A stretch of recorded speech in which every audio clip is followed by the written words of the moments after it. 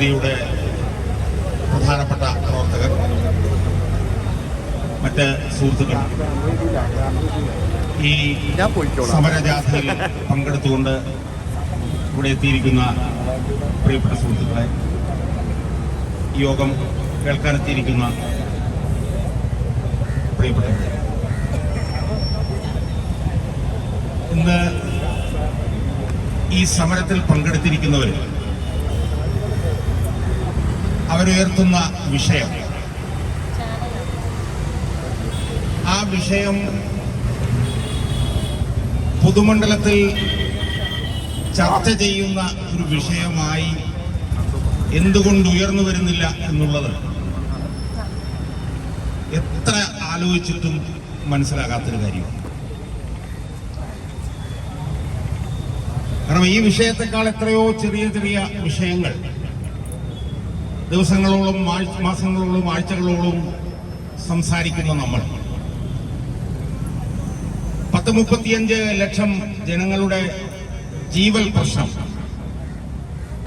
10-35 ലക്ഷം ജനങ്ങളുടെ ജീവൽ പ്രശ്നം എന്ന് ഞാൻ പറയുമ്പോൾ അത് കേരളത്തിലുള്ള ജനങ്ങളുടെ മാത്രമല്ല, നമ്മുടെ സഹോദര സംസ്ഥാനമായിട്ടുള്ള തമിഴ്നാട്ടിലെ 5 സംസ്ഥാനങ്ങളിലെ ജനങ്ങളുടെ ഉൾപ്പെടെ നിലനിൽപ്പിനെ ബാധിക്കുന്ന ജില്ലകളുടെ നിലനിൽപ്പിനെ ബാധിക്കുന്ന ഇത്രയും ഗുരുതരമായ സ്ഫോടനാത്മകമായിട്ടുള്ള ഒരു വിഷയം നമ്മുടെ കേരളത്തിലെ മുഖ്യധാര രാഷ്ട്രീയ പാർട്ടികളും മുന്നണികളും ചർച്ച ചെയ്യുന്നില്ല എന്നുള്ളത് ഏറ്റവും ദയനീയവും ഹീനവുമായിട്ടുള്ള, ഏറ്റവും നികൃഷ്ടവുമായിട്ടുള്ള ഒരു സംഭവവികാസമായി സുഹൃത്തുക്കളെ ഞാൻ കാണുന്നത്. ഞാൻ ഓർക്കുകയായിരുന്നു, ഞാൻ 2001-2006 കാലഘട്ടത്തിൽ, അന്ന് വി എസ് അച്യുതാനന്ദൻ പ്രതിപക്ഷ നേതാവായിരുന്നു, അദ്ദേഹത്തിന്റെ കൂടെ പ്രവർത്തിച്ച ഒരാളാണ്. എനിക്ക് ഓർമ്മയുണ്ട്, വി എസ് അച്യുതാനന്ദനാണ് ഈ മുല്ലപ്പെരിയാർ വിഷയം കേരളത്തിൽ 80കളുടെ അവസാനം തന്നെ ഉയർത്തിക്കൊണ്ടുവന്നത്. അതിനു മുമ്പ് ഈ വിഷയം ഇല്ല എന്നുള്ളൊരർത്ഥത്തിലല്ല. അന്ന് എനിക്ക് ഓർമ്മയുണ്ട്, വി എസ് അച്യുതാനന്ദൻ ഇടതുപക്ഷ ജനാധിപത്യ മുന്നണി കൺവീനറായിരുന്ന സമയത്ത് അന്ന് മുല്ലപ്പെരിയാർ സന്ദർശിച്ചു. അന്ന് നയനാർ സർക്കാരാണ് അധികാരത്തിലിരിക്കുന്നത്. അന്ന് തമിഴ്നാട് അവിടെ നടത്തുന്ന അനധികൃതമായിട്ടുള്ള നിർമ്മാണ പ്രവർത്തനങ്ങൾക്കെതിരെ ശക്തമായിട്ടുള്ള നിലപാടുകളുമായി വി എസ് അച്യുതാനന്ദൻ രംഗത്ത് വന്നത് ഞാനിപ്പോൾ ഓർക്കും. അന്ന് വി എസ് അച്യുതാനന്ദനെതിരെ അന്ന് ഇടതുപക്ഷ ജനാധിപത്യ മുന്നണി ഗവൺമെന്റിലെ ജലസേചന വകുപ്പ് മന്ത്രിയായിരുന്ന ശ്രീമൻ ബേബി ജോൺ രൂക്ഷമായിട്ടുള്ള പ്രതികരണവുമായി രംഗത്ത് വന്നത് എനിക്ക് ഓർമ്മയുണ്ട്. അന്ന് വി എസ് അച്യുതാനന്ദൻ ഈ വിഷയം എടുത്തപ്പോൾ CPM-നകത്തു നിന്നും ശക്തമായിട്ടുള്ള എതിർപ്പ് വി എസ് അച്യുതാനന്ദനെതിരെ ഉയർന്നു വന്നിരുന്നു. കാരണം ഈ വിഷയത്തിൽ അപ്പുറത്ത് നിൽക്കുന്നത് തമിഴ്നാട് സംസ്ഥാനമായതുകൊണ്ട് തമിഴ്നാട്ടിലെ CPM-കാരുടെ പ്രതിഷേധം വി എസിനെതിരെ ഉയർന്നു വന്നിരുന്നു. പക്ഷെ വി എസ് ഒരു ഇഞ്ച് പോലും അതിൽ നിന്ന് പിന്നോട്ട് പോയി. പിന്നീട് 2001-2006 കാലഘട്ടത്തിൽ വി എസിനോടൊപ്പം ഞാൻ ജോലി ചെയ്യുമ്പോൾ എനിക്ക് ഓർമ്മയുണ്ട്, ഞാൻ വി എസിന്റെ കൂടെ പത്രലേഖകരും ഒപ്പം ആദ്യം പോയ ഒരു യാത്ര എന്ന് പറയുന്നത് പത്തനംതിട്ടയിലെ എവിടെയോ ഒരു ഭാഗത്തുള്ള മേക്കര എന്ന് പറഞ്ഞ ഒരു അണക്കെട്ടിലേക്കായിരുന്നു. ആ മേക്കര അണക്കെട്ട് കർണാടകം കേരളത്തിന്റെ അതിർത്തിയിൽ നിർമ്മിച്ച ഒരു അണക്കെട്ടായിരുന്നു. ആ അണക്കെട്ടിലേക്കാണ് വി എസുമായിട്ട് ആദ്യത്തെ യാത്ര. നമുക്കറിയാലോ, പൂയംകുട്ടിയും മതികെട്ടാൻ എന്നൊക്കെ പറഞ്ഞ് വി എസ് യാത്രകൾ പോയിട്ടുണ്ടല്ലോ. ആ യാത്രകളുടെ തുടക്കം ഈ മേക്കര ഡാമിലേക്കുള്ള യാത്രയിലൂടെയാണ്. അന്ന് അവിടെ വെച്ച് വി എസ് അത് ഒരു കാരണവശാലും കേരളത്തിലെ ഒരു ഇറ്റ് വെള്ളം പോലും വിട്ടുകൊടുക്കില്ല എന്നുള്ള നിലയിലുള്ള പ്രസ്താവനകൾ നടത്തി. അതിനുശേഷം വന്നിട്ട് വി എസ് മുല്ലപ്പെരിയാർ മാത്രമല്ല, പറമ്പിക്കുളം അരിയാർ എന്നുള്ള കരാറുണ്ട്, അതും നമുക്ക് എതിരാണ്. കാവേരി നദീതല അന്തർ സംസ്ഥാന നദിയിലെ തർക്കമുണ്ട്, അത് നമുക്കെതിരാണ്. ആ വിഷയങ്ങളെല്ലാം വി എസ് എടുത്തത് എനിക്ക് ഓർമ്മയുണ്ട്. പക്ഷെ നിർഭാഗ്യവശാൽ ഞാനൊരു പൊതുപ്രവർത്തകൻ എന്നുള്ള നിലയിൽ ഈ വിഷയത്തിൽ സജീവമായി ഇടപെടാതിരുന്നതിൽ എനിക്ക് ഉള്ള ഒരു കുറ്റബോധം ഞാൻ ഒരു ഇഞ്ച് പോലും നിങ്ങളുടെ മുമ്പിൽ ഞാൻ മറച്ചു വയ്ക്കുന്നു. എന്താണ് എനിക്ക് ഇങ്ങനെ ഒരു തെറ്റ് പറ്റിയത് എന്ന് എനിക്ക് എത്ര ആലോചിച്ചിട്ടും മനസ്സിലാവുന്നില്ല. അതുകൊണ്ട് ആ കാര്യത്തിൽ ഞാൻ ഇവിടെ കൂടിയിരിക്കുന്ന എന്റെ സുഹൃത്തുക്കളോട് നിരുപാധികം ഒരു മാപ്പ് പറയാൻ തയ്യാറാവുന്നു എന്ന് മാത്രമല്ല, ഇനിയുള്ള എന്റെ മുന്നോട്ടുള്ള പൊതുപ്രവർത്തനത്തിൽ ഏറ്റവും മുൻഗണന നൽകി ഞാൻ ഏതറ്റം വരെയും പോകാൻ തയ്യാറാവുന്ന ഒരു വിഷയം ഈ മുല്ലപ്പെരിയാർ വിഷയമായിരിക്കും എന്നാണ് എനിക്ക് ആദ്യമായിട്ട് തോന്നിയത്. ഈ മുല്ലപ്പെരിയാർ വിഷയം എന്ന് പറയുമ്പോൾ സ്വാഭാവികമായും അത് കേരളം വേഴ്സസ് തമിഴ്നാട് എന്നുള്ളൊരു സൂചനയാണ് അതിനകത്ത് ആദ്യം തന്നെ വരിക. എന്നാൽ അങ്ങനെയല്ല നമ്മൾ ആ വിഷയത്തെ കൈകാര്യം ചെയ്യേണ്ടത് എന്നാണ് എനിക്ക് തോന്നുന്നത്. തമിഴ്നാട് എടുക്കുന്ന പല നിലപാടുകളെയും നമ്മൾ ശക്തയുക്തം എതിർക്കേണ്ടതാണ്. അത് എന്റെ പ്രസംഗത്തിൽ ഞാൻ പലയിടത്തും അതൊക്കെ ഞാൻ സൂചിപ്പിക്കും. എന്നിരുന്നാൽ പോലും തമിഴ്നാട്ടിലെ 5 ജില്ലകളിലെ ജനങ്ങളുടെ നിലനിൽപ്പിനെയും കൂടി ബാധിക്കുന്ന ഒരു പ്രശ്നമാണ് ഇത് എന്നുള്ളത് കൊണ്ട് ഒരു പരസ്പര പൂരകമായിട്ടുള്ള നിലപാടാണ് ഈ വിഷയത്തിൽ ഉണ്ടാവേണ്ടത് എന്ന് വിശ്വസിക്കുന്ന ഒരാളാണ്. അപ്പൊ അതുകൊണ്ട് അതങ്ങനെയായി. എനിക്ക് ഇതിന്റെ കുറച്ച് ചരിത്രവും കൂടി പറഞ്ഞുകൊണ്ട് ആരംഭിക്കണം എന്നാണ് ഞാൻ ആഗ്രഹിക്കുന്നത്. നമുക്കറിയാം, പശ്ചിമഘട്ട മലനിരകൾക്ക് അപ്പുറത്തും ഇപ്പുറത്തും കിടക്കുന്ന സ്ഥലങ്ങളാണ് ഇതിൽ ഭാഗമാക്കായിട്ടുള്ളത്. പശ്ചിമഘട്ട മലനിരകൾക്ക് അപ്പുറത്ത് തമിഴ്നാട്ടിൽ ഉള്ള 5 ജില്ലകൾ, അതായത് കമ്പം, തേനി, മധുര, ശിവഗംഗ, അതുപോലെ തന്നെ രാമനാഥപുരം എന്ന് പറയുന്ന 5 ജില്ലകൾ. 5 ജില്ലകൾ അപ്പുറത്ത് തമിഴ്നാട്ടിൽ ബ്രിട്ടീഷ് ഭരണത്തിന് കീഴിലുള്ളപ്പോൾ ഇപ്പുറത്തൊരു 18,000 ഏക്കർ സ്ഥലം തിരുവിതാംകൂർ രാജ്യവുമായി ബന്ധപ്പെട്ട് കിടക്കുന്നു.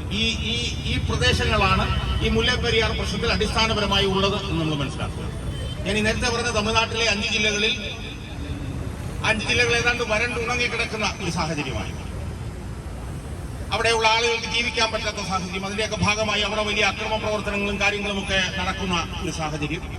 എന്നാൽ മറുവശത്ത് കേരളത്തിനകത്ത് ഉള്ള ഏതാണ്ട് ഒരു 8,000 ഏക്കർ സ്ഥലത്ത് ഒരുപാട് മഴ കിട്ടുന്നു, ജലസമ്പന്നം എന്നൊക്കെ ഉള്ള നില. ഒരു വശത്ത് തമിഴ്നാട്ടിലെ 5 ജില്ലകളിൽ കടുത്ത ദൗർലഭ്യത. കേരളത്തിൽ തൊട്ടിപ്പുറത്ത് പശ്ചിമഘട്ട മലനിരകൾക്ക് ഇപ്പുറത്ത് 8,000 ഏക്കർ സ്ഥലം, അവിടെ ജലനിബിഡം അല്ലെങ്കിൽ ജലസമ്പന്നം.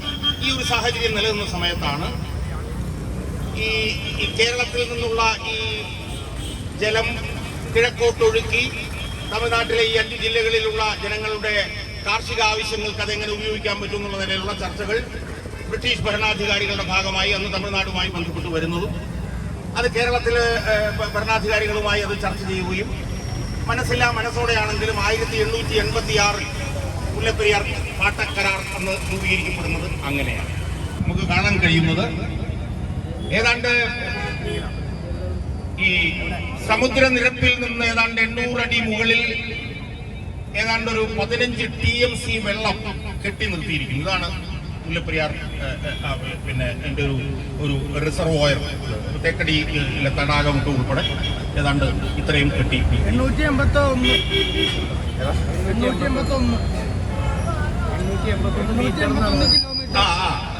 അടി, കിലോമീറ്റർ അടി എന്നാണ് ഞാൻ മനസ്സിലാക്കുന്നത്. അപ്പൊ അത് അത്രയും വെള്ളം അവിടെ കെട്ടി നിൽക്കുകയാണ്. ആ 15 TMC വെള്ളം കെട്ടി നിൽക്കുന്നത്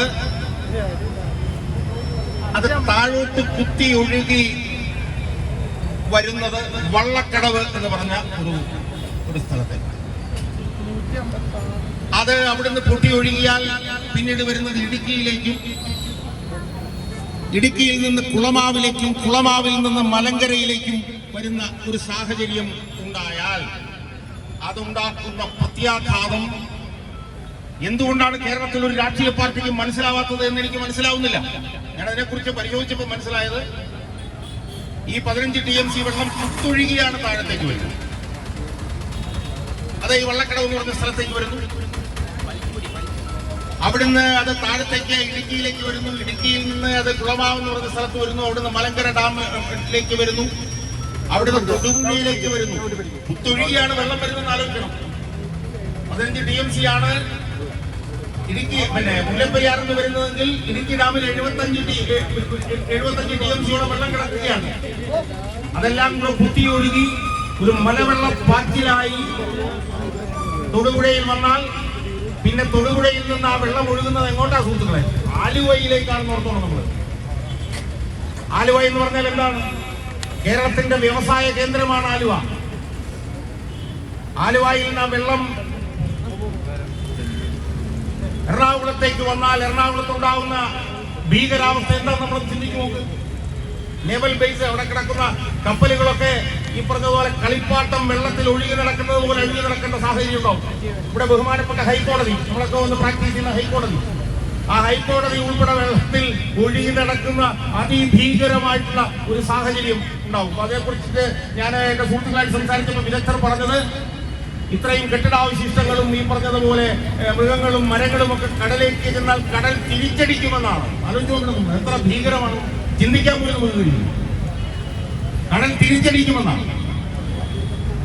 അവസാനം ഈ പറഞ്ഞതുപോലെ ഏതാണ്ടൊരു ആറാൾ പൊക്കത്തിൽ വെള്ളം തൃശ്ശൂർ മുതൽ ആലപ്പുഴ വരെ നിറഞ്ഞു കിടക്കുന്ന ഒരു ആറാൾ പൊക്കത്തിലുള്ള വെള്ളം ഈ തൃശ്ശൂർ മുതൽ ആലപ്പുഴ വരെ വളരെ ശാന്തമായി കിടക്കുന്ന ഒരു സാഹചര്യത്തെ കുറിച്ച് ചിന്തിക്കാൻ കഴിയുമോ സുഹൃത്തുക്കളെ? നമുക്ക് ആലോചിച്ച്.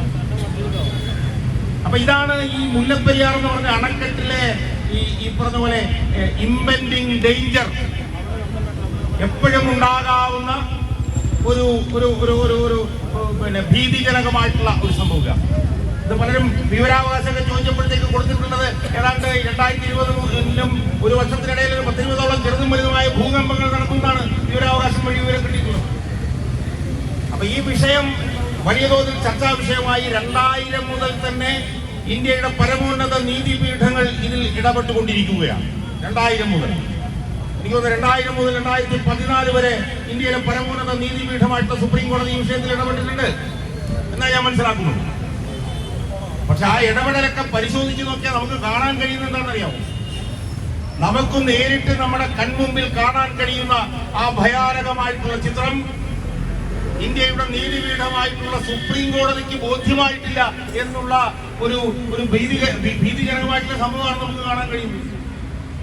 നമുക്കിവിടെ നമ്മുടെ കൺമുമ്പിൽ കാണാവുന്ന കാര്യം, ആ കാര്യം ബഹുമാനപ്പെട്ട ഇന്ത്യയുടെ പരമോന്നത നീതിപീഠത്തിന് ബോധ്യമായിട്ടുണ്ടോ എന്ന സംശയം 2000-ലും 2004-ലും 2014-ലും ഒക്കെ സുപ്രീം കോടതി പുറത്തു കൊണ്ടുവന്ന വിധിന്യായങ്ങൾ വായിച്ചാൽ നമുക്ക് അത്ഭുതം തോന്നും.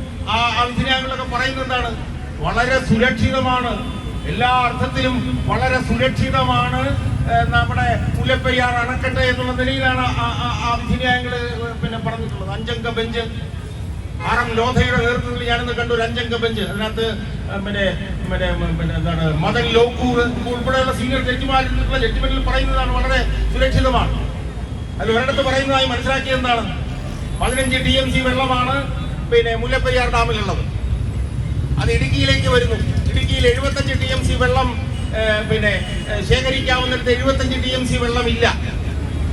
അതുകൊണ്ട് മുല്ലപ്പെരിയാറിൽ 15 TMC വെള്ളം അവിടുന്ന് താഴോട്ടൊഴുകിയാലും അത് വളരെ ഭദ്രമായി ഇടുക്കി ഡാമിൽ വന്നത് കിടന്നോളൂ എന്നാണ് ഇന്ത്യയുടെ പരമോന്നത നീതിപീഠം പറയുന്നത്. ആലോചിച്ച് നോക്ക്, 15 TMC വെള്ളം മുല്ലപ്പെരിയാറിൽ നിന്ന് പൊട്ടിയാൽ അത് വളരെ അച്ചടക്കത്തോടുകൂടി ഇടത്തോട്ടും വലത്തോട്ടും നേരെയുമൊക്കെ ഒഴുകി വന്ന് ഒരു അനുസരണയുള്ള കുട്ടിയെ പോലെ ഈ 15 TMC വെള്ളം ഇടുക്കി ഡാമിൽ വന്ന് ഭദ്രമായി അവിടെ കിടന്നോളും. അതുകൊണ്ടൊന്നും പേടിക്കാനില്ല. അതുകൊണ്ട് മുല്ലപ്പെരിയാർ ഡാം പിന്നെ സുശക്തവും ഭദ്രവുമാണ് എന്ന് ഇന്ത്യയുടെ നീതിപീഠം, ഏത് നീതിപീഠ? പരമോന്നത നീതിപീഠം പറയുന്ന ഒരു അവസ്ഥയാണ് ഇന്ന് നമുക്ക് കാണാൻ കഴിയുന്നത്. ഇനി ഇതെങ്ങനെയാണ് ഈ വിഷയം സുപ്രീം കോടതിയിലേക്ക് പോയത്? ഭരണകൂടത്തിന്റെ ഇടപെടൽ കൊണ്ടാണോ ഈ വിഷയം സുപ്രീം കോടതിയിലേക്ക് പോയത്? ഒരിക്കലുമല്ല. എന്റെ സുഹൃത്ത് പറഞ്ഞതുപോലെ പബ്ലിക് സ്പിരിറ്റഡ് ആയിട്ടുള്ള പൊതുതാൽപര്യത്തിൽ പിന്നെ പൊതു താല്പര്യം പ്രധാനപ്പെട്ട മുൻഗണനാ വിഷയമായി എടുക്കുന്ന വ്യക്തികളുടെ പിന്നെ താല്പര്യം കൊണ്ടല്ലേ ഇത് സുപ്രീം കോടതി. ഇപ്പൊ ജോ ജോസഫ് എന്ന് പറഞ്ഞിട്ട് ഒരാളുടെ കാര്യം ഒന്ന് സൂചിപ്പിച്ചു.